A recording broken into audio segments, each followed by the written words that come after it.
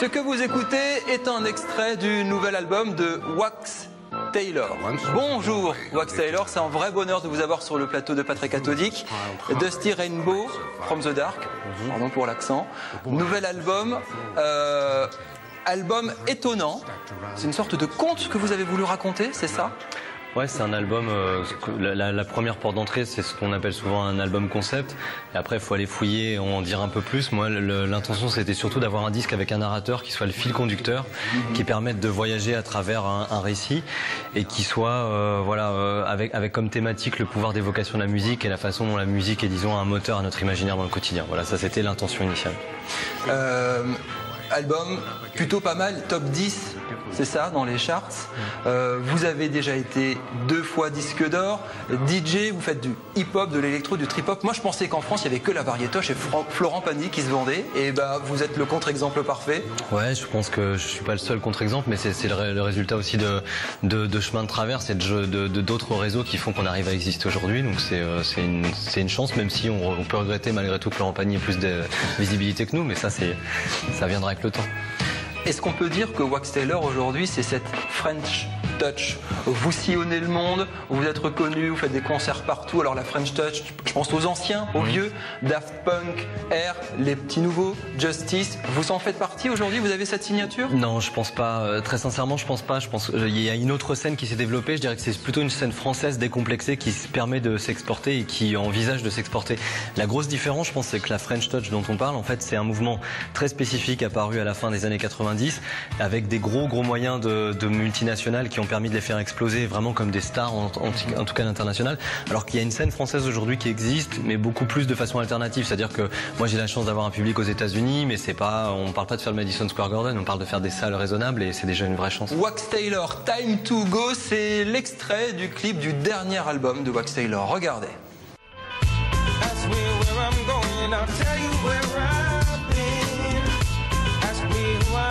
I say that I'm your friend. Ask me what I'm doing, I'll tell you I don't know. Just traveling through life and now it's time to go. Back when I was just a kid, I used to think the world was big, but really it ain't that big at all.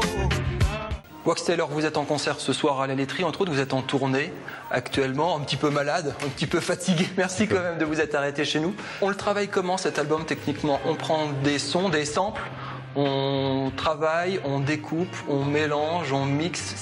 C'est presque un boulot d'artiste. On s'imagine que vous êtes devant un ordinateur à faire clic-clic, mais c'est peut-être pas si simple que ça quand même. Non, moi j'ai souvent dit, d'abord j'utilise souvent le terme de metteur en son parce que je trouve que c'est la meilleure façon de résumer ma méthode de travail, c'est-à-dire quelqu'un qui a une vision et qui utilise à peu près tous les moyens nécessaires pour y parvenir.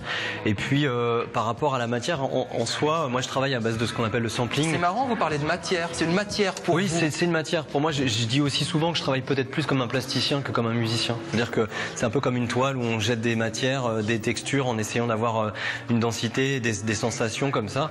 Et puis après au niveau du sampling, pour moi c'est ça, c'est l'art de texturer, c'est-à-dire d'aller chercher des notes, d'extirper des notes de vieux vinyles principalement, même quasi exclusivement pour ce disque.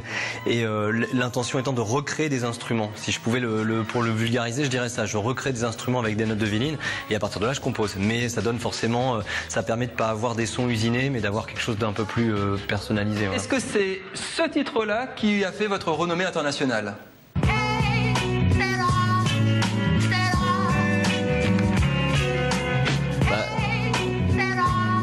Kessera, c'est particulier, c'est un titre à part, un peu dans le sens où que j'aille dans le monde, en fait, les gens le connaissent. Donc même des fois, ils savent pas d'où ça vient ou ne connaissaient pas forcément le nom Wax Taylor, mais avaient entendu ce titre. Donc oui, ça c'est quelque chose qui nous échappe. Ça fait partie, c'est un titre à part dans le sens où c'est un titre qui m'échappe complètement et qui a fait 4 fois le tour du monde sans que j'ai eu vraiment le contrôle dessus. Donc 4 fois le tour du monde quand même. C'est pas donné à n'importe quel artiste aujourd'hui. C'est en plus un genre musical qui est pas le plus populaire, donc c'est exceptionnel. C'est une chance et après, je dirais aussi c'est le reflet d'une époque. Tout simplement, on a aussi d'autres réseaux et Internet.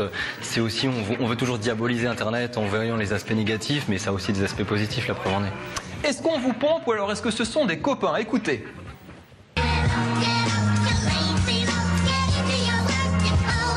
Chinese Men, français également, leur titre Get Up aussi excellente vente.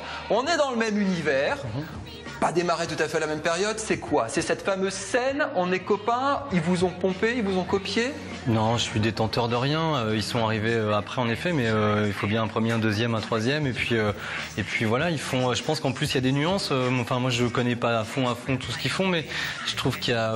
Puis je vais faire une petite taquinerie, mais on parlait tout à l'heure de Florent Pagny. Moi, je préfère voir arriver Chinese Man en deuxième que de voir arriver Florent Pagny et ses consorts, donc tout va bien.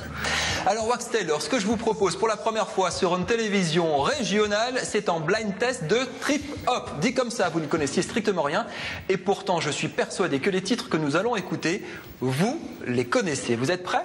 Ouais, allez, on va balancer le premier titre, vous devinez l'artiste et le nom, c'est parti.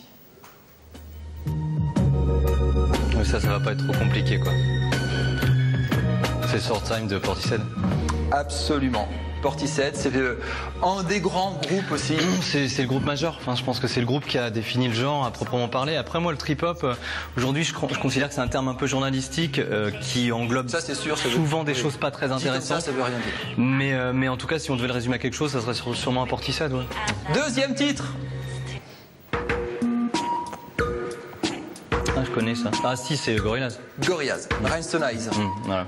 Ça aussi, ce sont des copains, c'est le genre qui... Ah, Gorillaz, c'est plus que ça. Gorillaz, c'est le plus beau projet qui a émergé ces 15 dernières années pour moi. C'est le projet le plus intelligent, et Damon Albarn, c'est quelqu'un qui touche au génie, donc j'ai un respect monumental pour Damon Albarn. Allez, on s'amuse encore un petit peu. Quatrième titre.